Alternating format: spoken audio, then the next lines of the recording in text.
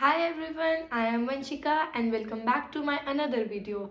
सो आपका मेरे चैनल पर वेलकम है और आज की हमारी वीडियो होने वाली है क्लास 10 साइंस के इम्पॉर्टेंट टॉपिक्स चैप्टर वाइज। ठीक है, बोर्ड्स आ ही गए हैं, कुछ दिन तो रह नहीं गए, तो अब इन टॉपिक्स के सहारे आप बोर्ड्स में बहुत अच्छे मार्क्स ले सकते हो। ये टॉपिक बच्चों वो टॉपिक है जो लास्ट 7 to 8 ईयर से रिपीट हो ही रहे हैं। मतलब 95% पेपर जो है बोर्ड का क्लास 10 साइंस का वो इन्हीं टॉपिक्स में से बन रहा है। तो अगर आप एवरेज बच्चे हो या आप टॉपर हो और आपकी फुल प्रिपरेशन हो गई है, तब भी इन टॉपिक्स को एक बारी गो थ्रू जरूर कर लेना कि कहीं कोई रह ना जाए। ठीक है, तो टाइम बिना वेस्ट किए हुए चलते हैं हमारी वीडियो पर। लेकिन वीडियो स्टार्ट होने से पहले चैनल को सब्सक्राइब जरूर कर लेना और अगर वीडियो अच्छी लगे तो लाइक शेयर और कमेंट जरूर कर देना। ठीक है, let's start with chapter number 1। Chapter number 1 हम सबको पता है, बैलेंसिंग आती है इसमें से। ठीक है, चैप्टर 1 है हमारा केमिकल इक्वेशंस एंड रिएक्शंस और इसमें से पहला इंपॉर्टेंट टॉपिक है हमारा बैलेंसिंग। ठीक है बच्चों, और बैलेंसिंग पूछी जा रही है आजकल एमसीक्यू की फॉर्म में। ठीक है, हम मैं साथ साथ आपको ये भी बताती चलूंगी कि किस टॉपिक से किस टाइप के क्वेश्चन आएंगे। ठीक है, और साथ साथ एक शॉर्ट सी क्विक सी रिवीजन भी देती चलूंगी। तो बैलेंसिंग, एक आपको केमिकल इक्वेशन दी जाएगी और उन्हीं फॉर्मूलाज के आगे, कंपाउंड्स के आगे एक्स या फिर वाई दे दिया जाएगा, तो आपको उसको बैलेंस करना है और एक्स या वाई फिर वाई की वैल्यू फाइंड आउट करनी है। ठीक है, सेकेंड टॉपिक है इसमें से हमारा टाइप्स ऑफ रिएक्शन। ठीक है, टाइप्स ऑफ रिएक्शन और उनके एग्जांपल्स। रिएक्शन कौन कौन सी है बताओ जल्दी। Composition reaction, decomposition reaction, double displacement, single displacement और लास्ट में रिडॉक्स रिएक्शन। सभी करनी है विद एग्जांपल्स, पर मोस्ट इंपॉर्टेंटली ये दोनों रिएक्शंस करनी है आपने, डीकॉम्पोजिशन, ठीक है बच्चों, और नेक्स्ट इज डिस्प्लेसमेंट रिएक्शन, इनके एग्जांपल्स के साथ। डीकॉम्पोजिशन का भी मैं आपको साथ साथ बता देती हूँ। डीकॉम्पोजिशन आती है बच्चों AgBr की। AgBr means silver bromide. Ag किसका सिंबल है, सिल्वर का, और Br का।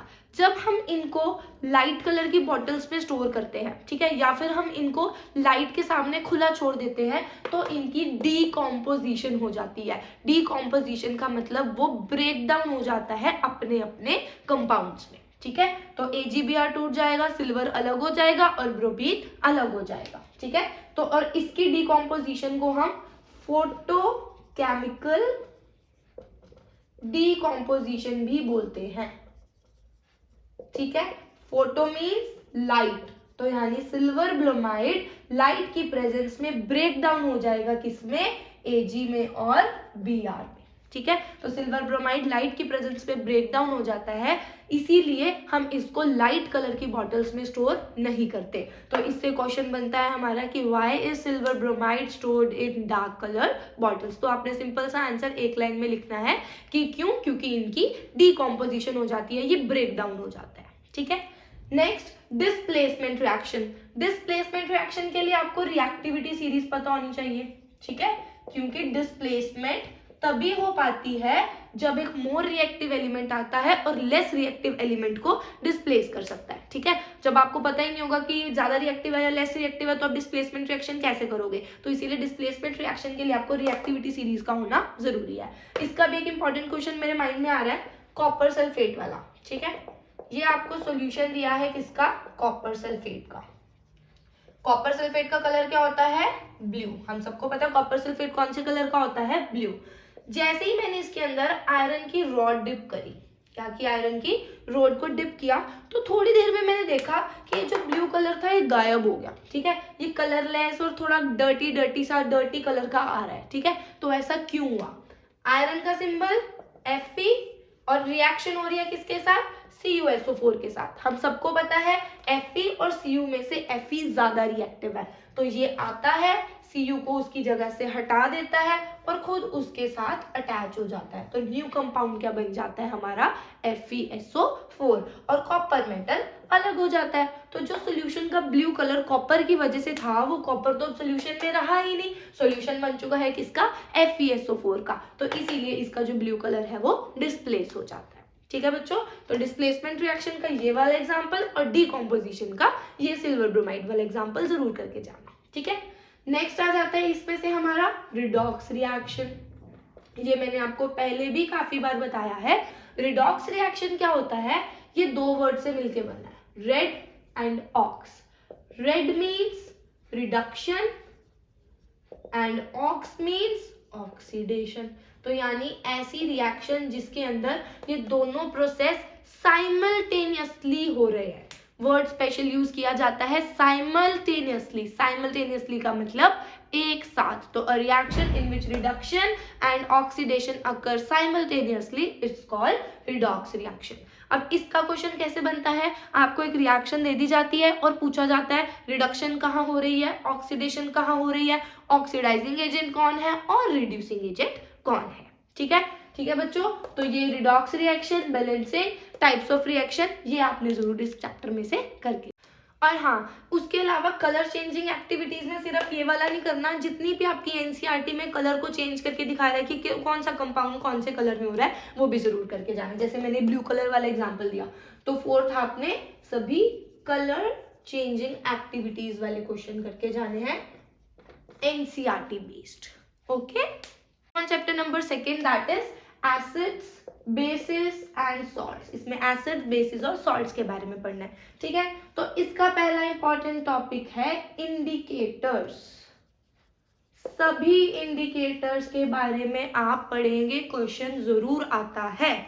इंडिकेटर्स क्या होते हैं, इंडिकेटर्स ऐसे नेचुरल सब्सटेंसेस होते हैं जो कलर चेंज करके या फिर अपनी स्मेल से वो हमें ये बताते हैं कि कोई भी सॉल्यूशन या कोई भी जो सब्सटेंस है उसका नेचर क्या है, कि वेदर वो सॉल्यूशन एसिडिक है, बेसिक है या फिर सॉल्ट है। तो आपने इंडिकेटर्स सभी करके जाने हैं। इंडिकेटर्स हमारे 3 तरह के होते हैं, सिंथेटिक इंडिकेटर्स जैसे फिनोल्फ्थलीन और मिथाइल ऑरेंज, नेचुरल इंडिकेटर्स जैसे टर्मरिक और लिटमस, और हमारा तीसरा ऑल्फैक्टरी इंडिकेटर्स। ऑल्फैक्टरी में हमें उनकी स्मेल चेंजिंग से पता लगता है कि इसका सॉल्यूशन क्या है, जिसमें हमारा अनियन वाला और क्लॉव वाला एग्जांपल आता है। ठीक है, सेकेंड टॉपिक है हमारा पीएच। ठीक है, इसमें आपको अननोन सॉल्यूशन दे देते हैं, solution A B C, pH दे देंगे और बताएंगे कि पीएच के अकॉर्डिंग आप बताओ कि सॉल्यूशन एसिडिक है, बेसिक है या फिर न्यूट्रल है। ठीक है, या आपको सॉल्यूशन दे देंगे, जैसे मिल्क ऑफ मैग्नीशिया दे दिया, लेमन जूस दे दिया, तो आपको उसके अकॉर्डिंग उसका पीएच डिसाइड करना है। जल्दी से बताओ पीएच की वैल्यूज क्या होती है। पीएच स्केल 0 to 14 तक होता है। 7 से कम वाले हमारे सॉल्यूशंस होते हैं एसिडिक, और 7 से ज्यादा वाले सॉल्यूशंस होते हैं हमारे बेसिक, और बिल्कुल अगर एक्यूरेट 7 है तो वो क्या होगा हमारा न्यूट्रल। 7 से जब हम इधर की तरफ जाते हैं, ठीक है, तो एसिडिक कैरेक्टर बढ़ता है। ठीक है, और 7 से जब हम इधर की तरफ जाते हैं 14 की तरफ, तो हमारा बेसिक कैरेक्टर बढ़ता है। ठीक है बच्चों, तो यानी अगर एक सॉल्यूशन, 2 सॉल्यूशन है, एक का पीएच 0 है और एक का पीएच 6 है, तो ज्यादा एसिडिक कौन होगा, इधर जा रही है ना, तो इधर 0 है, तो 0 वाला सबसे ज्यादा एसिडिक होगा। ठीक है, सेम बेसिस के लिए जितना 7 से दूर जाते रहेंगे बेसिक सॉल्यूशन उतना ज्यादा बढ़ रहेगा। ठीक है, थर्ड टॉपिक है हमारा इस चैप्टर का क्लोर अल्कली प्रोसेस। ठीक है, क्लोर अल्कली प्रोसेस एक ऐसा प्रोसेस है जो NaOH की मैन्युफैक्चरिंग के लिए यूज होता है। ठीक है, टू मैन्युफैक्चर NaOH। NaOH क्या होता है, सोडियम हाइड्रोक्साइड, और सोडियम हाइड्रोक्साइड को हम और क्या बोलते हैं, कॉस्टिक सोडा। ठीक है बच्चों, 1 मार्क्स में अगर पूछेंगे कि क्लोर alkali process is used for the manufacture of dash, तो NaOH, या फिर NaOH is manufactured by which process, तो आपका आंसर होगा क्लोर अल्कली प्रोसेस। ठीक है, अब मैं आसान करने के लिए बता देती हूँ कि इसका नाम क्लोर अल्कली क्यों है। क्लोर यहाँ पर रिप्रेजेंट कर रहा है क्लोरीन को। ठीक है, क्योंकि जब ये सब्सटेंस, जब ये NaOH बनता है तो कौन सी गैस रिलीज होती है, क्लोरीन गैस। और अल्कली यहाँ पर रिप्रेजेंट करता है बेस को। कौन सा बेस हम लेते हैं यहाँ पे, NaCl। ठीक है, NaCl की इलेक्ट्रोलिसिस होती है और हमारा ये वाला कंपाउंड सोडियम हाइड्रोक्साइड बनता है। ठीक है, फिर हमारा लास्ट इंपॉर्टेंट टॉपिक है, जितने भी कंपाउंड्स है, वैसे तो मैंने आपको पहले भी बताया था कि सभी कंपाउंड्स कर लेना, पर उनमें से भी हमारे इंपॉर्टेंट कंपाउंड्स ये हैं, POP, ठीक है, washing soda and baking soda. ठीक है बच्चों, सभी कंपाउंड्स में से ये तीनों कंपाउंड्स इंपॉर्टेंट है, और इन तीनों कंपाउंड्स में से ये वाला कंपाउंड मोस्ट इंपॉर्टेंट है। ठीक है, अब आप बोलोगे इनके बारे में क्या पढ़ना है, इनका केमिकल फॉर्मूला आपको पता होना चाहिए, ठीक है। जैसे पीओपी का एग्जांपल क्या है, कैल्शियम सल्फेट हेमीहाइड्रेट, ठीक है। तो इन तीनों का केमिकल फॉर्मूला पता होना चाहिए, इनके केमिकल नेम पता होने चाहिए, ठीक है, इनकी प्रिपरेशन पता होनी चाहिए, तीनों को प्रिपेयर कैसे किया जाता है, ठीक है, और इनकी केमिकल प्रॉपर्टीज पता होनी चाहिए, ठीक है। एक बार को इसको नहीं छोड़ना, नहीं तीनों मत छोड़ना, तीनों इंपॉर्टेंट है, ठीक है। पीओपी किससे बनता है, जिप्सम से। जिप्सम और पीओपी में सिर्फ वाटर मॉलिक्यूल्स का डिफरेंस होता है। जिप्सम का फॉर्मूला सेम होता है CuSO4, बस साथ में 2H2 होते हैं, 2 वाटर ऑफ क्रिस्टलाइजेशन के मॉलिक्यूल होते हैं, ठीक है। जब उसको हीट करते हैं 373 केल्विन पर तो किसकी फॉर्मेशन होती है, पीओपी, ठीक है। और अगर वो एक्सेस में हीट हो जाए, ज्यादा हीट हो जाए, तो उससे जो सब्सटेंस बनता है उसके पास पीओपी वाली प्रॉपर्टी नहीं होती, जैसे यानी पीओपी को तो हम किसी भी शेप में कन्वर्ट करते हैं वो हो जाता है ना। तो अगर जिप्सम 373 केल्विन से ज्यादा हीट हो जाएगा तो वो उस माउल्ड के अकॉर्डिंग, उस शेप के अकॉर्डिंग सेट नहीं होगा, तब हम उसको डेड बर्न्ट प्लास्टर भी कहते हैं, ठीक है बच्चों। वॉशिंग सोडा का फॉर्मूला Na2CO3 पॉइंट कितने वाटर मॉलिक्यूल्स है, 10H2O, ठीक है जी। और लास्ट है हमारा बेकिंग सोडा। तो ये 4 टॉपिक्स हमारे सेकेंड चैप्टर में से सबसे ज्यादा इंपॉर्टेंट है, मत भूलना ये वाला भी नहीं और ये वाला भी नहीं, ठीक है। Now come on chapter number third. Chapter number third है हमारा मेटल्स एंड नॉन मेटल्स, ठीक है। मेटल्स की फिजिकल प्रॉपर्टीज बहुत टाइम से पढ़ते आ रहे हो, मेलिएबल है, डक्टाइल है, वो इतनी ज्यादा इंपॉर्टेंट नहीं है, लेकिन मेटल्स की केमिकल प्रॉपर्टीज बहुत इंपॉर्टेंट है, ठीक है बच्चों। केमिकल प्रॉपर्टीज अब आप बोलोगे क्या होता है, यानी मेटल्स किसके साथ रिएक्ट करके क्या बनाते हैं। जब मेटल एसिड के साथ रिएक्ट करेगा तो क्या बनाएगा, जब मेटल ऑक्सीजन के साथ रिएक्ट करेगा तो क्या बनाएगा, जब मेटल बेस के साथ रिएक्ट करेगा तो क्या बनाएगा, कौन सी गैस निकलेगी। तो हमारे आई थिंक 5 या 6 केमिकल प्रॉपर्टीज है, वो इंक्लूडिंग रिएक्शंस, मतलब उनकी रिएक्शंस भी आपको करनी है, ठीक है। फिर हमारा सेकेंड आ जाता है इसमें से रिएक्टिविटी सीरीज, ठीक है। मेटल्स की रिएक्टिविटी सीरीज टिप्स पर होनी चाहिए, टिप्स पर, ठीक है। जब रिएक्टिविटी सीरीज टिप्स पर होगी तो गिव रीजन टाइप क्वेश्चंस आप 1 मिनट में सॉल्व कर पाएंगे, ठीक है। और इस चैप्टर की जो रिएक्टिविटी सीरीज है, यानी फर्स्ट वाली और दोनों में काम आएगी, रिएक्टिविटी सीरीज फर्स्ट में भी और थर्ड में भी, तो उससे गिव रीजन टाइप के जो क्वेश्चंस है, आंसर्स है, वो आपके ऐसे हो जाएंगे, ठीक है बच्चों। फिर थर्ड आ जाता है हमारा मेटलर्जी, ठीक है। मेटलर्जी क्या होता है, the process by which metals are extracted from its ore, ठीक है। एक ऐसा प्रोसेस जिससे हम मेटल्स को एक्सट्रैक्ट करते हैं, किन में से, उनकी ओर्स में से, ठीक है। तो ये तो इंपॉर्टेंट है ही है, फुल कर लेना। लेकिन इसमें से भी जो सबसे ज्यादा बार पिछले कुछ सालों में पूछा जा रहा है, बार बार, वो है कैल्सिनेशन और रोस्टिंग में डिफरेंस, ठीक है बच्चों। Calcination versus roasting. अब आप बोलोगे ये होता क्या है, फटाफट से बता देती हूँ। ये एक ऐसा प्रोसेस है जिसमें हम कंसंट्रेटेड ओर को, ठीक है, यानी हमने पहले ओर लिया, उसमें से जितनी इंप्योरिटीज हम निकाल सकते थे वो हमने निकाल दी, ठीक है। तो जब इंप्योरिटीज निकाल दी तो उस ओर को क्या कहेंगे, कंसंट्रेटेड ओर। तो कंसंट्रेटेड ओर को उसके ऑक्साइड में कन्वर्ट करना है तो हम ये दोनों प्रोसेस फॉलो करते हैं, ठीक है। दोनों का पर्पस, कैल्सिनेशन है या रोस्टिंग है, दोनों का पर्पस सेम है कि कंसंट्रेटेड ओर को उसकी ऑक्साइड में कन्वर्ट करना। अब ये भी क्वेश्चन आता है कि डायरेक्ट हम ओर से मेटल क्यों नहीं बनाते, ठीक है बच्चों, क्योंकि ऑक्साइड से मेटल को एक्सट्रैक्ट करना इजी है as compare to direct concentrated ore, ठीक है। तो दोनों का पर्पस, कैल्सिनेशन का भी और रोस्टिंग का भी, इनमें डिफरेंस पूछा जाता है। फिर से बता रही हूँ, दोनों का मेन पर्पस, सिमिलैरिटी दोनों में क्या है कि कंसंट्रेटेड ओर को किसमें कन्वर्ट करना, उसकी ऑक्साइड में, ठीक है। अब बोलोगे मैम जब पर्पस सेम है तो फिर डिफरेंस क्या है, फिर दोनों के नाम अलग अलग क्यों है। कैल्सिनेशन होती है बच्चों कार्बोनेट वाले ओर्स के लिए, ऐसे ओर्स जिनके पीछे CO3 है, जैसे लेट कर लो zinc carbonate, magnesium carbonate, sodium carbonate, कोई भी कार्बोनेट है तो उसके लिए कैल्सिनेशन होती है, ठीक है। अगर कोई सल्फाइड है जिसके पीछे एस है, जैसे ZnS जिंक सल्फाइड का एग्जांपल ले लो, तो अगर कार्बोनेट को उसकी ऑक्साइड में कन्वर्ट करना है तो क्या करोगे, उसकी कैल्सिनेशन, और अगर सल्फाइड को उसकी ऑक्साइड में कन्वर्ट करना है तो क्या करोगे आप, रोस्टिंग।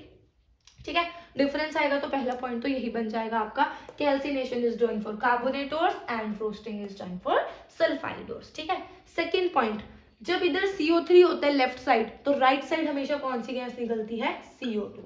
तो कैल्सिनेशन के दौरान कौन सी गैस का एवोल्यूशन होता है, कार्बन डाइऑक्साइड का।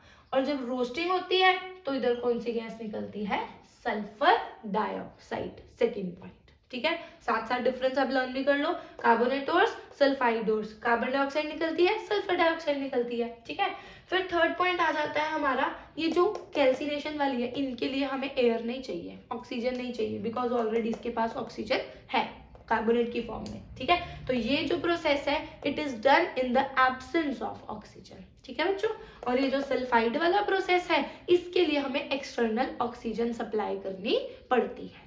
ठीक है, तो it is done in the absence of oxygen and it is done in the presence of oxygen. तो इसी के साथ आपका जो डिफरेंस है यहीं पर तैयार हो गया। ठीक है, इलेक्ट्रो रिफाइनिंग भी पढ़नी है। ठीक है, किसी भी मेटल की इलेक्ट्रो रिफाइनिंग आ सकती है, ज्यादातर कॉपर की पूछी जाती है। ठीक है, किसकी रिफाइनिंग, इलेक्ट्रो रिफाइनिंग। ठीक है बेटा, और हाँ एक और क्वेश्चन है जो बार बार पूछा जा रहा है, एक्सेप्शनल केस नाइट्रिक एसिड का। ठीक है, जो हमारा नाइट्रिक एसिड है उसका बिहेवियर मेटल्स के साथ दूसरे एसिड से अलग है। अगर मैं सल्फ्यूरिक एसिड की बात करूं, हाइड्रोक्लोरिक एसिड की बात करूं तो वो सेम रिएक्ट करते हैं, लेकिन इसका नेचर थोड़ा सा अलग है, तो ये एक्सेप्शनल केस आता है। ये वाला क्वेश्चन भी आपने पढ़ के जाना।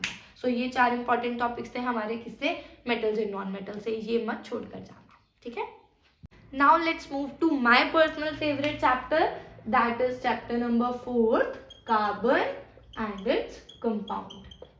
ये मेरे को बहुत अच्छा लगता है चैप्टर। ठीक है बच्चों, तो इसमें से बताती हूँ मैं। फर्स्ट टॉपिक, आई थिंक सब बच्चों ने इस टॉपिक पे काफी मेहनत की होगी फंक्शनल ग्रुप्स को लर्न करने के लिए, तो उसके लिए हमें IUPAC नेमिंग करनी है। ठीक है, ये आती ही आती है, और ये तो ऐसा टॉपिक है कि अगर आपने साइंसेज लेनी है आगे 11th-12th में, मेडिकल नॉन मेडिकल लेनी है, तो ये तो आपके आगे केमिस्ट्री में पीछे छोड़ेगी नहीं। ठीक है, तो इसके फंक्शनल ग्रुप्स आपने अच्छे से करने हैं, 4 या 5 फंक्शनल ग्रुप्स है, अल्कोहल, कार्बोक्सिलिक एसिड, एल्डिहाइड, ठीक है, और हेलोजेंस वाले हैं हमारे, और डबल, सिंगल और ट्रिपल बॉन्ड। ठीक है बच्चों, तो IUPAC नेमिंग का टॉपिक अच्छे से करके जाना है, और अगर आप चाहते हो कि मैं एक सेपरेट वीडियो बनाऊं इस पर, तो मुझे कमेंट्स में जरूर बताना, मैं पक्का बताऊंगा। आई एम श्योर कि आपको वो बहुत अच्छे से समझ आएंगे, ऐसी ट्रिक्स के साथ कराऊंगी। ठीक है बच्चों, तो IUPAC नेमिंग में कैसे आता है, या तो आपको स्ट्रक्चर दे दिए जाते हैं, आपको उसका नॉमेनक्लेचर करना है, यानी उनका नाम लिखना है, और या तो आपको उसका नेम आ जाता है तो आपको उसका स्ट्रक्चर ड्रॉ करना है। ठीक है, सेकेंड टॉपिक है इसमें से इलेक्ट्रॉन डॉट स्ट्रक्चर।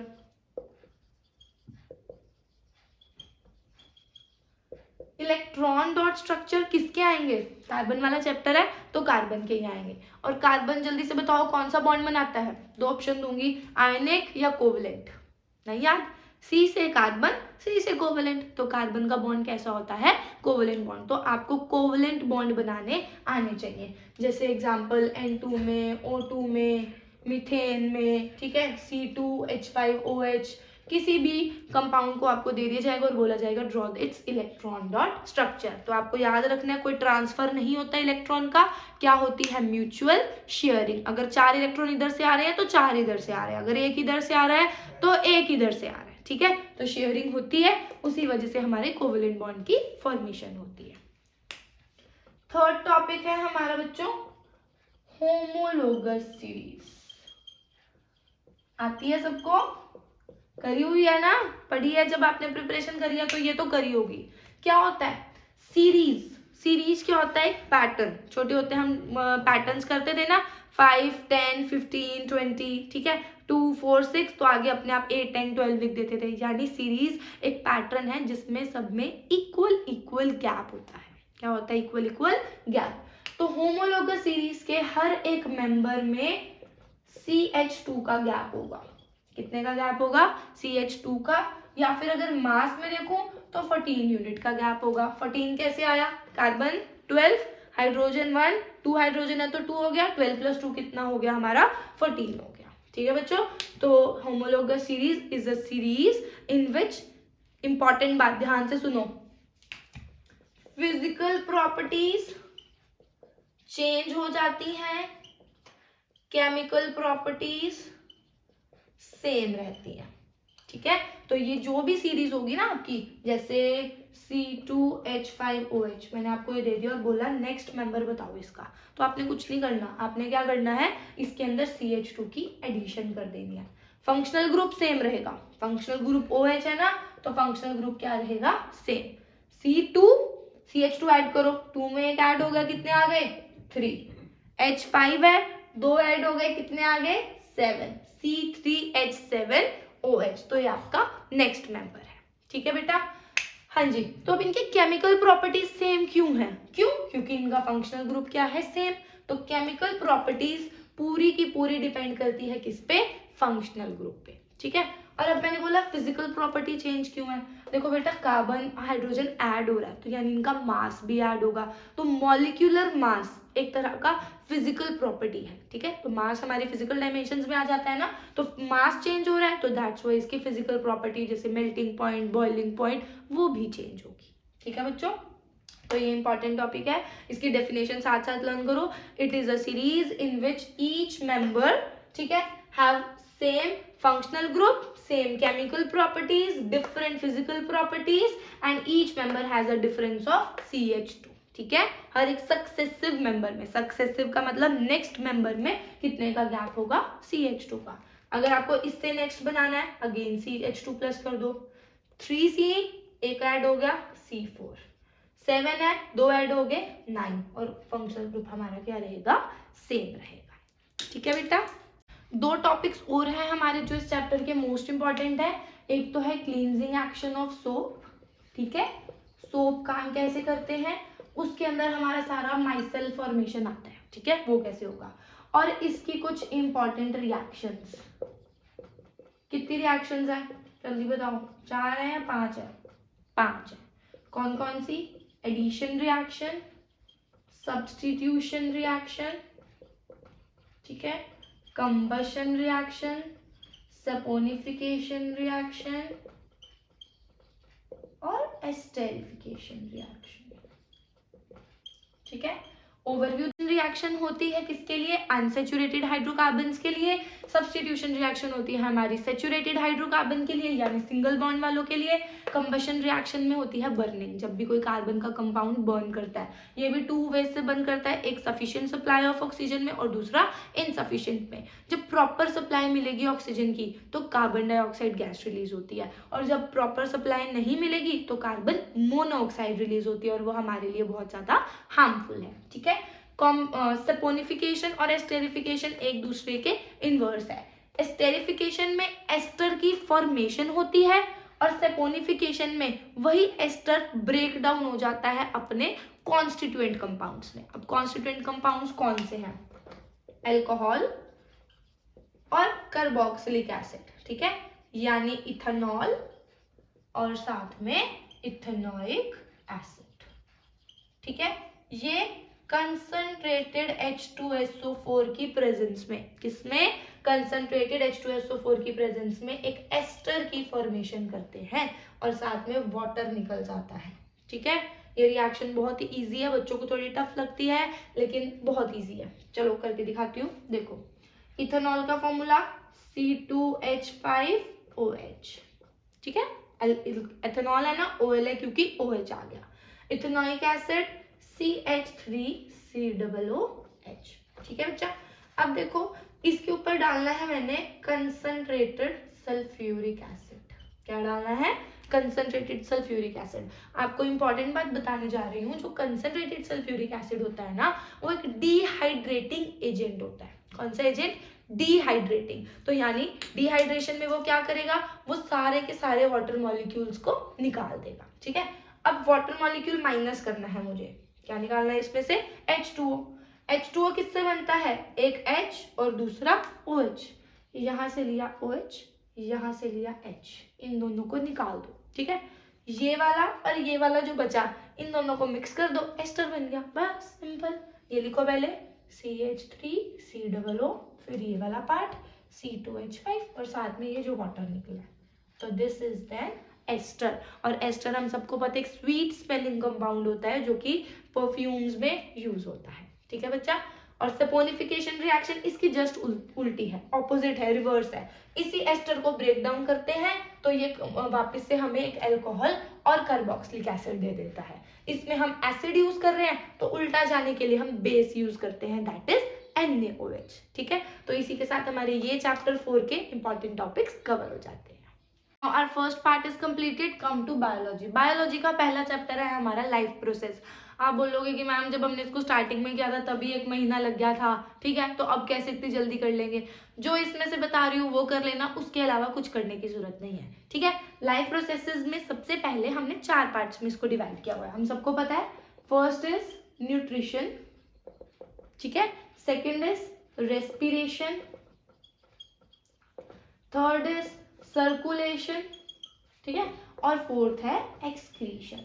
बेटा आपने इन सबके डायग्राम्स, ठीक है, जैसे इसमें डाइजेस्टिव सिस्टम का, इसमें रेस्पिरेटरी सिस्टम का, इसमें हार्ट का, जितना इंपॉर्टेंट लिखूं उतना कम है, मोस्ट मोस्ट मोस्ट इंपॉर्टेंट, ठीक है।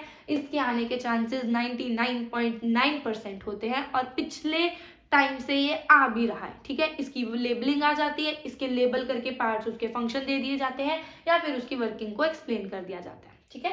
और लास्ट एक्सक्रीशन में हमारा नेफ्रॉन का डायग्राम, एक्सक्रीटरी सिस्टम का भी इंपॉर्टेंट है और नेफ्रॉन का, ठीक है। तो ये चारों टॉपिक्स के आपने सबसे पहले डायग्राम्स करने, ये डायग्राम्स किसी कीमत पे नहीं छोड़ के जाने, ठीक है, क्योंकि बायो में से डायग्राम बेस्ड ज्यादा आते हैं, ठीक है।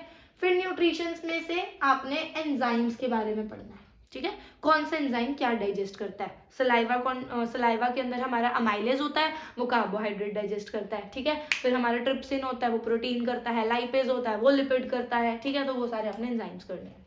इसमें हमने एरोबिक और एनारोबिक रेस्पिरेशन के बारे में अच्छे से पढ़ना है, दोनों में डिफरेंस भी, और एनारोबिक के बारे में और ज्यादा अच्छे से पढ़ना है कि मसल सेल्स में एनारोबिक रेस्पिरेशन में क्या प्रोडक्ट बनता है, यीस्ट में क्या बनता है, वो भी, ठीक है। सर्कुलेशन में मैं आपको बता ही चुकी हूँ, human heart and human heart, double circulation का टॉपिक बहुत इंपॉर्टेंट है, ठीक है। मोस्ट ऑफ द टाइम आने के बहुत सारे चांसेस होते हैं, ठीक है, तो वो मत छोड़ के जाना। अगर चाहते हो कि इजी वे में उसको फ्लो चार्ट की फॉर्म में बताऊं तो उसके लिए भी कमेंट्स करना, मैं जरूर उसके ऊपर वीडियो बनाऊंगी, ठीक है। और एक्सक्रीशन में नेफ्रॉन का स्ट्रक्चर और उसके फंक्शन और एक आर्टिफिशियल किडनी वाला टॉपिक, ठीक है, ये जरूर कर लेना। बस आपका लाइफ प्रोसेस खत्म है, इससे बाहर लाइफ प्रोसेस में कुछ नहीं आएगा, आई श्योर, ठीक है। Next chapter 6 control and coordination, इसमें से भी ज्यादा आपने डायग्राम्स करना है। न्यूरॉन का डायग्राम, न्यूरॉन और नेफ्रॉन में कंफ्यूज नहीं होना। नेफ्रॉन एक्सक्रीशन का पार्ट होता है, वो किडनी में प्रेजेंट होता है, और जो न्यूरॉन है ये हमारे ब्रेन में प्रेजेंट होता है, ठीक है। हमारी बॉडी के ये नर्व सेल है जो सभी सिग्नल्स को ब्रेन तक लेकर जाते हैं और ब्रेन से सिग्नल को लेकर आते हैं। इसका स्ट्रक्चर कुछ इस टाइप से होता है, ठीक है।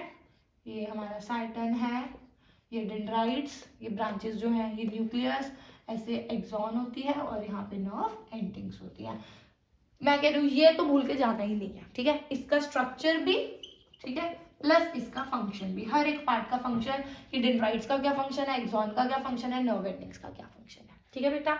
नेक्स्ट इसमें से रिफ्लेक्स आर्क नहीं छोड़ना, रिफ्लेक्स आर्क और रिफ्लेक्स एक्शन दोनों पूछे जाते हैं। रिफ्लेक्स एक्शन क्या होता है, सडन एक्शन जिसके बारे में हमारा ब्रेन भी नहीं सोचता, ठीक है। मतलब सपोज मेरे हाथ पे गरम गरम पानी गिरा तो मैं क्या ब्रेन के मैसेज का वेट करूंगी कि ब्रेन मेरे को बताएगा इसको वॉश करके आओ तब मैं वॉश करने जाऊंगी, नहीं ना। तो ऐसे एक्शंस जो हमारी बॉडी में सडनली होते हैं, ठीक है, जिसके लिए हमारी बॉडी को थिंक करने का टाइम भी नहीं चाहिए, उनको हम बोलते हैं रिफ्लेक्स एक्शन। और वो जो रिफ्लेक्स एक्शन एक पाथ फॉलो करता है, ठीक है, पाथवे, वो होता है हमारा रिफ्लेक्स आर्क। कि कैसे सेंस ऑर्गन से वो मैसेज हमारे ब्रेन तक जाता है, ब्रेन उसको इंटरप्रेट करके फिर से इसमें तो क्या स्पाइनल कॉर्ड तक जाता है। जो रिफ्लेक्स एक्शन होता है वो ब्रेन कंट्रोल नहीं करता, ठीक है, कौन कंट्रोल करता है, स्पाइनल कॉर्ड। तो कैसे वो जो मैसेज है हमारा स्पाइनल कॉर्ड तक जाता है और स्पाइनल कॉर्ड उसको आगे फर्दर बताती है कि क्या कैसे करना है, ठीक है। इसके अलावा बच्चों फंक्शन ऑफ ब्रेन, ठीक है, फंक्शन ऑफ ब्रेन, ब्रेन के सभी पार्ट के फंक्शंस, सेरिब्रम क्या करता है, सेरिबेलम क्या करता है, मेड्यूला ऑब्लोंगेटा क्या, ये आपने सेपरेटली वन फंक्शन इनका जरूर करना है, ठीक है। नेक्स्ट आ जाता है हमारे एंडोक्राइन ग्लैंड्स, ठीक है। एंडोक्राइन ग्लैंड्स क्या रिलीज करते हैं, हॉर्मोन्स। कौन से हार्मोन की लोकेशन क्या है और कौन से हार्मोन का फंक्शन क्या है, उनमें से भी सबसे इंपॉर्टेंट इंसुलिन के बारे में पूछा जाता है, ठीक है। इंसुलिन नहीं होगा हमारी बॉडी में तो बताओ क्या होगा, इंसुलिन नहीं बनेगा, शुगर हमारे ग्लाइकोजन में कन्वर्ट नहीं होगी तो हमारी बॉडी में शुगर का लेवल हाई हो जाएगा और फिर उस पर्सन को डायबिटीज हो जाएगी, ठीक है। तो ये टॉपिक्स 5th और 6th चैप्टर के इंपॉर्टेंट है, इसको नहीं छोड़ना आपने। Now next chapter of biology is reproduction. Reproduction is a quite lengthy chapter. Yes, बहुत बड़ा चैप्टर है पर ये वाले topics most important and most repeated आने वाले भी हैं और इम्पॉर्टेंट भी है। अगर आगे भी बायो लेनी हो तो ये टॉपिक्स तो इस रिप्रोडक्शन यूनिट के बहुत ज़्यादा इंपॉर्टेंट है, ठीक है बेटा। तो वेजिटेटिव प्रोपगेशन पढ़ लेना, इसके एडवांटेजेस और डिसएडवांटेजेस, और इसके भी दोनों मेथड्स, नेचुरल मेथड्स जिसमें by roots, by stems, by leaves है, और आर्टिफिशियल मेथड भी कर लेना जिसमें कटिंग, लेयरिंग, ग्राफ्टिंग, ये तीनों हैं, ठीक है, और उनके एग्जांपल्स। फिर बडिंग और उसका डायग्राम, बडिंग हाइड्रा में भी और ईस्ट में भी दोनों, ठीक है। मेल और फीमेल के रिप्रोडक्टिव सिस्टम बनाने के लिए भी आते हैं, ड्रॉ करने के लिए, और साथ में लेबल कर दो या फंक्शन बता दो, उसका पार्ट दे दिया A and right the function of A, label and, तो उसको आपको आइडेंटिफाई करना है और फिर उसका फंक्शन लिखना है। फर्टिलाइजेशन इन प्लांट्स, दो टॉपिक है इसके अंदर, double fertilisation and triple fusion, ये भी इंपॉर्टेंट है। Last STD, sexually transmitted diseases, बच्चों को लर्न रहती हैं कि एड्स है, साइफिलिस है, गोनोरिया है, पर ये नहीं पता होता कौन सी वायरस से होती है और कौन सी बैक्टीरिया से होती है, तो आपने इसके ऊपर एमसीक्यू आ सकता है, ठीक है। नेम एनी मतलब वन वर्ड में या केस स्टडी में भी पूछा जा सकता है, नेम वायरल एसटीडी, ठीक है, नेम बैक्टीरियल एसटीडी, तो दोनों अलग से आइडेंटिफाई पता होनी चाहिए। नेक्स्ट कॉन्ट्रासेप्टिव मेथड्स भी बहुत सारे हैं, लेकिन उसमें से जो आते हैं, बाकी नहीं आते कभी भी, ये वाले सर्जिकल मेथड्स आते हैं। मेल्स में वेसेक्टॉमी और फीमेल्स में ट्यूबेक्टॉमी, यानी फेलोपियन ट्यूब को कट कर दिया जाता है सो दैट आगे ओवरी जो है हमारी आगे ट्रांसपोर्ट ना हो, ठीक है। और ऐसे ही वेसेक्टॉमी में वास डिफरेंस को कट कर दिया जाता है सो दैट आगे की फर्टिलाइजेशन ना, ठीक है बेटा। नेक्स्ट हेरिडिटी, बहुत छोटा सा चैप्टर है, 3 टॉपिक्स इंपॉर्टेंट है, 3 लॉज, ठीक है। 3 लॉ सबको पता है, law of dominance, law of segregation and law of independent assortment, as it is इसकी स्टेटमेंट रट लेना, ठीक है। फिर उसके बाद monohybrid cross and dihybrid cross. Monohybrid कौन सा है, टॉल पी प्लांट वाला, टॉल पी प्लांट लिया और शॉर्ट पी प्लांट लिया। और डायहाइब्रिड में जिसमें हमने 2 कॉन्ट्रास्टिंग कैरेक्टर्स लिए थे, एक तो हमने पॉड की जो पी पॉड है उसका कलर और उसके जो सीड है उसकी शेप को लिया था। ये दोनों करने के बाद इनकी रेशियोज पता होनी चाहिए अच्छे से, ठीक है। मोनोहाइब्रिड की फिनोटिपिक रेशियो, जीनोटिपिक रेशियो, और डायहाइब्रिड की सिर्फ फिनोटिपिक रेशियो कितनी होती है, 9:3:3:1। इसकी फिनोटिपिक 3 टॉल होते हैं, 1 ड्वार्फ होता है, और जीनोटिपिक 1:2:1, ठीक है बच्चों। और लास्ट छोटा सा डिफरेंस है एक्वायर्ड और इनहेरिटेड ट्रेट्स। इनहेरिटेड ट्रेट्स कौन सी होती हैं, वो ट्रेट्स जो हमें हेरिडिटी में, इनहेरिटेंस में हमें हमारे पेरेंट्स से मिली है, यानी एक जनरेशन से जो नेक्स्ट जनरेशन में ट्रांसफर हो रही है। और एक्वायर्ड ट्रेट्स वो है जो हमें बाय बर्थ हमारी बॉडी में प्रेजेंट नहीं है, लेकिन हमने अपने सराउंडिंग से उसको एक्वायर किया है, एक्वायर का मतलब उसको लिया हुआ है, ठीक है। तो इसके 3 टॉपिक्स हैं हमारे, ठीक है। फिर बायोलॉजी हमारी खत्म हो जाती है, तो फिजिक्स हम स्टार्ट करते हैं, और उसका फर्स्ट चैप्टर है हमारा लाइट। अगेन लाइट बड़ा चैप्टर है, 2 पार्ट्स में डिवाइड हुआ है, रिफ्लेक्शन एंड रिफ्रैक्शन। पर आपको सभी रे डायग्राम्स करने हैं दोनों पार्ट के, ये तो करने पड़ेंगे, इसके ऊपर बेस्ड न्यूमेरिकल आएगा ही आएगा, इसको छोड़ के जाने का तो कोई चांस ही नहीं है। तो रे डायग्राम्स मिरर के भी, ठीक है बेटा, और लेंसेज के भी, ये दोनों आपने करने हैं, कनकेव कन्वेक्स दोनों के, ठीक है। फिर मैं आपको बता देती हूँ न्यूमेरिकल कौन से आएंगे। न्यूमेरिकल इसमें से 3 तरह के आते हैं, एक मिरर फॉर्मूला के, ठीक है, एक लेंस फॉर्मूला के और एक पावर के। पावर का फॉर्मूला 1/f अगर फोकल लेंथ मीटर में है, अगर फोकल लेंथ मीटर में है तो आपने जस्ट उसको रेसिप्रोकल करना है, और अगर फोकल लेंथ सेंटीमीटर में है तो देन इट इज 100/f। ठीक है। मिरर फॉर्मूला सबको पता है, 1/f is equals to 1/v plus 1/u। Lens formula 1/f is equals to 1/v minus 1/u। बच्चे न्यूमेरिकल्स में फॉर्मूला तो एटलीस्ट लिखिए आना, हाफ मार्क्स तो उसका भी मिलेगा। ठीक है। और जब न्यूमेरिकल करते हो तो साइन कन्वेंशन का ध्यान रखना है, u को नेगेटिव लेना है, v को नेगेटिव कब लेते हैं, वर्चुअल में लेते हैं, रियल इमेज में लेते हैं, तो वो आपने अच्छे से करनी है। ठीक है। इस चैप्टर में और आपका इंपॉर्टेंट टॉपिक है प्रिज्म वाला। ठीक है। प्रिज्म में डिस्पर्जन कैसे हो रही है, आती व्हाइट लाइट है लेकिन जैसे प्रिज्म से पास होती है वो 7 कलर्स में स्कैटर हो जाती है। ठीक है, यानी वो डाइवर्ज हो जाती है विबग्योर के अंदर। ठीक है, तो प्रिज्म वाला डायग्राम अच्छे से कर लेना। और इसके अलावा बस एक स्नेल्स लॉ की डेफिनेशन। ठीक है, स्नेल्स लॉ की डेफिनेशन इनफ है। तो वैसे तो सबसे ज्यादा आने के चांसेस इसमें से न्यूमेरिकल ही है। न्यूमेरिकल में ना जो न्यूमेरिकल आता है वो पार्ट्स में आता है। ठीक है, पहले उसके वे पूछ लेंगे फोकल लेंथ, फिर पावर भी पूछ लेंगे, फिर बोलेंगे सेम उसके लिए रे डायग्राम बनाओ क्या है। ठीक है, तो रे डायग्राम होंगे तभी न्यूमेरिकल्स होंगे, और न्यूमेरिकल्स होंगे तभी आप उसको कोरिलेट कर पाओगे आपस में।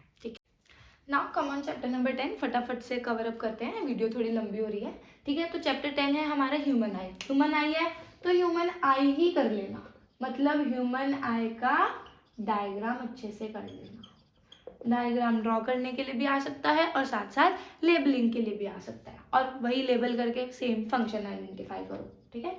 सेकेंड इसमें बच्चा डिफेक्ट्स इंपॉर्टेंट है, myopia and hypermetropia, far sightedness and long sightedness. ठीक है। Third prism. प्रिज्म वाला टॉपिक तो सॉरी इस चैप्टर का आई थिंक मैंने पहले उसको इलेक्ट्रिसिटी में उसमें इंक्लूड कर दिया है, तो बेटा करना तो है ही है, चलो जोन से भी चैप्टर के अंदर है। तो प्रिज्म वाला टॉपिक कर लेना, जिसमें प्रिज्म में हमें रिफ्रैक्शन दिखानी है, यानी व्हाइट लाइट आती है और 7 कलर्स में क्या करती है, स्प्लिट आउट करती है। ठीक है, और एटमॉस्फेरिक रिफ्रैक्शन से रिलेटेड क्वेश्चंस। ठीक है, स्टार्स आपको ट्विंकल क्यों करते दिखाई देते हैं, स्टार्स अपनी पोजीशन से, एक्चुअल पोजीशन से हमें हायर क्यों दिखाई देते हैं, और जो रेड कलर ही डेंजर के सिग्नल के लिए क्यों चूज होता है, और जो ब्लू कलर है स्काई का वो क्यों है और कोई कलर क्यों नहीं है। तो ऐसे वाले हमारे जो क्वेश्चंस है वो भी आपने करने हैं। ठीक है। नेक्स्ट चैप्टर है हमारा इलेक्ट्रिसिटी। इलेक्ट्रिसिटी में भी न्यूमेरिकल्स है, फॉर्मूला है, तो आपको पहले ओम्स लॉ करना है विद स्टेटमेंट और फिर उसका ग्राफ। ग्राफ कैसा होता है ओम्स लॉ का स्ट्रेट लाइन, क्योंकि V और जो I है पोटेंशियल डिफरेंस और जो करंट है वो डायरेक्टली प्रोपोर्शनल है, वो एक साथ बढ़ते हैं। ठीक है बेटा। नेक्स्ट इसमें से फिर एक R का ये वाला फॉर्मूला रेजिस्टेंस का, रो L/A, जो ओम्स लॉ में आता है वो तो करना ही करना है, ये वाला VIR वाला। V निकालना है तो V को छुपा दो I/R, I निकालना है तो I को छुपा दो V/R, R निकालना है तो R को छुपा दो V/I। और उसके अलावा अगर आपको लेंथ दी हुई है, एरिया दिया हुआ है, तो आपका ये वाला फॉर्मूला अप्लाई होगा। ठीक है। फिर मोस्ट इंपॉर्टेंट जिसके ऊपर न्यूमेरिकल आता है, सीरीज और पैरेलल कॉम्बिनेशन के ऊपर। ठीक है, सीरीज में इंडिविजुअल रेजिस्टेंसेस को हम क्या करते हैं, ऐड ऑन करते हैं इक्विवेलेंट रेजिस्टेंस निकालने के लिए, और पैरेलल में हमारा ऐसे होता है। ठीक है, इसको अगर ऐड करना है तो R1 plus R2 plus R3 simply add कर दो, मैक्सिमम रिजल्ट आता है। और इसमें निकालना है तो 1/R is equals to 1/R1, मतलब रेसिप्रोकल करके आपको ऐड करना है। ठीक है। फिर लास्ट है हमारा, लास्ट तो नहीं है, second last, heating effect of electric current. एक ही फॉर्मूला है इसका, H is equals to I² RT। ठीक है, यानी जॉल्स लॉ ऑफ हीटिंग इसी के अंदर आता है, उसकी स्टेटमेंट और उसके ऊपर बेस्ड ये वाले छोटे से फॉर्मूला के ऊपर न्यूमेरिकल्स। ठीक है। And last is sorry last topic है बेटा इसमें से हमारा बिल कैलकुलेट करना। यही सीख लो, घर वाले के कुछ तो काम आओगे। ठीक है, एक लैंप दे दी उन्होंने आपको और एक बल्ब दे दिया और बोला इतने वॉट का है, इतने टाइम के लिए चल रहा है, इतने डेज चला है, और पर यूनिट की कॉस्ट दे देंगे और उसका बिल कैलकुलेट करना है, वो भी इसमें से इंपॉर्टेंट है। ठीक है। फिर हमारा चैप्टर है मैग्नेटिक इफेक्ट। मैग्नेटिक इफेक्ट के भी हमारे 3-4 इंपॉर्टेंट टॉपिक्स हैं, बार बार रिपीटेडली आने वाले। पहला इलेक्ट्रोमैग्नेट और परमानेंट मैग्नेट में डिफरेंस, ठीक है। Next solenoid topic is very very important, ठीक है। और थर्ड रूल्स, मैग्नेटिक फील्ड को फाइंड आउट करने के या फिर फोर्स की क्या डायरेक्शन है वो फाइंड आउट करने के लिए रूल्स, 2 ही रूल्स हैं, एक थंब रूल है और एक Fleming's right hand thumb rule, ये वाला, जिसमें हमारा ये क्या होता है कंडक्टर, और जो हमारी फिंगर्स होती हैं ये हमें क्या बताती है मैग्नेटिक फील्ड की डायरेक्शन। अगर करंट अपवर्ड जा रहा है तो हमारी मैग्नेटिक फील्ड एंटी क्लॉकवाइज है, और अगर करंट डाउनवर्ड जा रहा है तो मैग्नेटिक फील्ड क्लॉकवाइज है, ठीक है। और उसके अलावा हमारा Fleming's left hand rule, father mother child, ठीक है।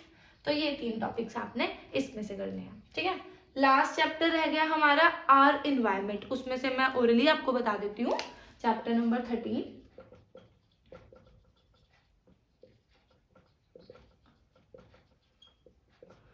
चलो अच्छे से बता देती हूँ। तो बताओ इसमें से पहला कौन सा टॉपिक है जो सबसे ज्यादा आता है? Yes, you are right, 10% law. पर फिर भी आप लोग गलत करके आते हो, ठीक है, गधे हो ना, इसीलिए। 10% लॉ क्या कहता है कि एनर्जी का ट्रांसफर कितना हो रहा है 10%, लेकिन ये पूछा जाता है सन से प्रोड्यूसर में कितना ट्रांसफर होता है। प्रोड्यूसर हमारा फर्स्ट ट्रॉफिक लेवल है, उसके बाद second trophic level, then third trophic level and then fourth trophic level, ठीक है। सन से प्रोड्यूसर में आप बोलोगे 10% लो है तो 10% ही जाएगा ना, नहीं, सन से प्रोड्यूसर में ओनली 1% एनर्जी ट्रांसफर होती है, बाकी 99% एनर्जी रिफ्लेक्ट बैक हो जाती है किसमें, एटमॉस्फेयर में। तो बच्चे गलती यहाँ करते हैं, बच्चे सन से प्रोड्यूसर के लिए भी 10% लॉ यूज करते हैं, नहीं बेटा, सन से प्रोड्यूसर के लिए सिर्फ 1% एनर्जी आती है, और आगे हर एक ट्रॉफिक लेवल पर जो ट्रांसफर होती है वो 10% होती है, ठीक है। लेट कर लेते हैं, सन के पास है हमारी 6 लाख जूल ऑफ एनर्जी, कितनी एनर्जी है 6 लाख। तो बताओ वो बोलेंगे, ऐसे बोल सकते हैं फर्स्ट ट्रॉफिक लेवल पे कितनी आई या सेकंड पे कितनी आई, तो पहले तो आप फर्स्ट की निकालोगे ना, तो इसका 1% निकालो 6 लाख का, इंटू 1/100, 20 से 20 कैंसिल, कितना बचा 6000 जूल। तो यानी प्रोड्यूसर के पास कितनी एनर्जी आई 6000 जूल। अब नेक्स्ट आगे आगे कितना जाता रहेगा 10%, तो सेकंड ट्रॉफिक लेवल पर 6000 का 10%, 20 से 20 कट, कितना आ गया 600 जूल। यानी एक एक जीरो आप क्या करते रहोगे, कम करते रहोगे। ये गलती मत करके आना, अगर करके आए ना फिर बताऊंगी तुम्हें, ठीक है। सन से प्रोड्यूसर में कितनी जाती है, ओनली 1% एनर्जी, ठीक है बेटा। उसके अलावा इस चैप्टर का सेकेंड इंपॉर्टेंट टॉपिक जो मैं बार बार कहती हूँ, रोल ऑफ डीकम्पोजर। डीकम्पोजर का हमारे एनवायरनमेंट को साफ सुथरा रखने में क्या रोल है, ठीक है। Third, biomagnification, very very important, most important. Biomagnification क्या होता है, अगर एक स्मॉलर लेवल पर, फर्स्ट ट्रॉफिक लेवल पर कोई भी हार्मफुल सब्सटेंस की कंसंट्रेशन ज़्यादा है, ठीक है, मतलब हार्मफुल सब्सटेंस है, कोई भी टॉक्सिक सब्सटेंस है, तो जैसे वो एनर्जी सेकेंड ट्रॉफिक लेवल में जाएगी ना, तो वो पॉइजनस सब्सटेंस जो हार्मफुल सब्सटेंस है उसकी कंसंट्रेशन सेकेंड लेवल में ज़्यादा हो जाएगी, सेकेंड से थर्ड में, थर्ड से फोर्थ में। तो हर एक सक्सेसिव ट्रॉफिक लेवल पर हमारी जो पॉइजनस सब्सटेंस है, हार्मफुल सब्सटेंस की कंसंट्रेशन बढ़ती रहेगी, तो उस प्रोसेस को हम क्या बोलते हैं, बायोमैग्निफिकेशन। आई होप ये वीडियो आप सबके लिए यूजफुल हो। All the best for your board exams. Please it's a request कि इनमें से कोई टॉपिक मत छोड़ के जाना, ठीक है। अगर आपकी फुल प्रिपरेशन हो गई है तब भी जरूर गो थ्रू कर लो, और जो लास्ट मिनट बैक बेंचर्स वाले बच्चे हैं वो तो गलती से भी मत छोड़ के जाना, ये कर लो ना, बहुत अच्छे मार्क्स आ जाएंगे, इवन 80 to 90 आराम से आ जाएंगे अगर आपने सिर्फ ये टॉपिक्स भी कर लिए, ठीक है। तो मिलते हैं नेक्स्ट वीडियो में, तब तक के लिए फॉलो करें, चैनल को सब्सक्राइब करें, और अगर वीडियो अच्छी लगे तो प्लीज़ लाइक शेयर और कमेंट भी करें। Bye bye.